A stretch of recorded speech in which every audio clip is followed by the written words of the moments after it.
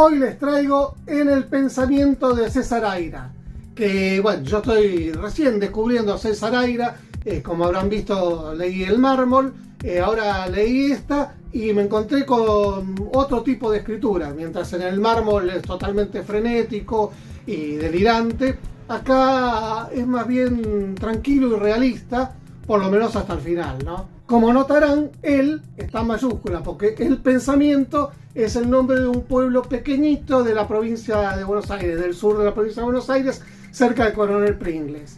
Es un pueblo real que ahora creo que tiene 26 habitantes. Es esos pueblos que nacían alrededor de una estación de ferrocarriles y ahora al estar cerrado el ferrocarril no queda nadie.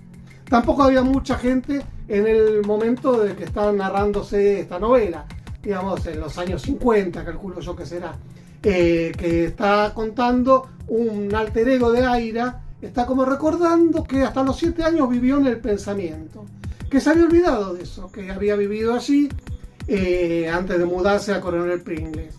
Y la novela es todo ese último año de este alter ego de Aira en El Pensamiento.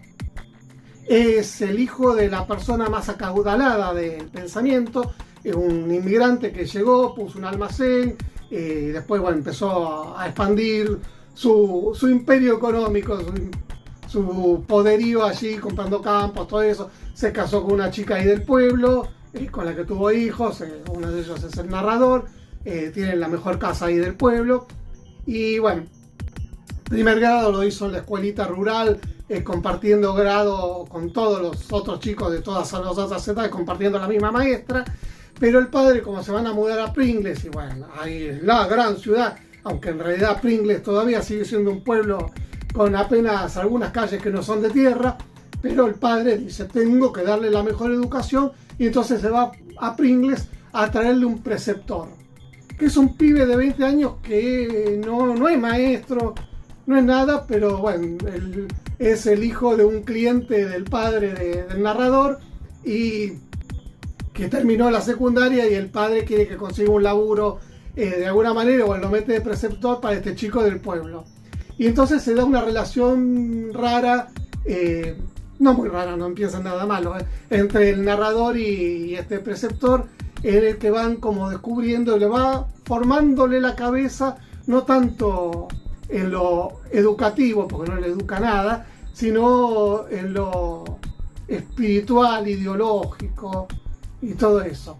Y bueno, mucho no puedo contar más porque si no spoileo. El tren es importante una locomotora que desaparece, ya estoy spoileando demasiado.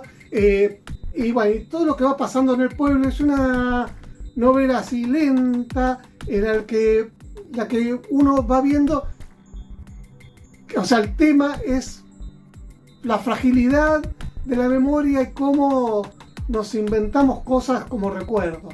Porque bueno, está todo visto desde la óptica de un chico de 7 años, pero narrado desde un adulto que está diciendo y recuerda cosas que son imposibles. Por ejemplo, el pibe se imagina que los tinteros de la casa los rellena un ángel a la madrugada o temprano antes que se levante todo el mundo.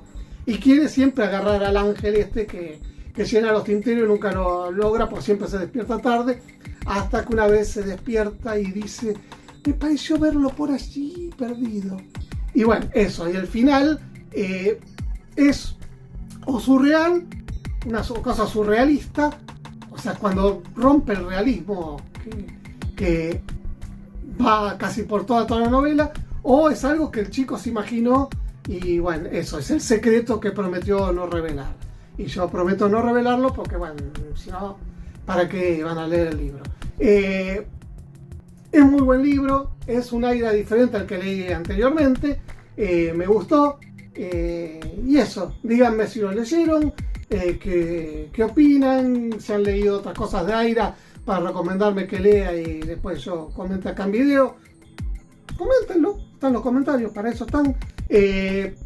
Dejen más comentarios si quieren de eso, pónganle me gusta a este video, pónganle me gusta a todos los otros videos, suscríbanse al canal, hagan clic en la campanita, convídenme un cafecito en cafecito.app/saurio y eso, como siempre, nos vemos. vemos en el próximo video.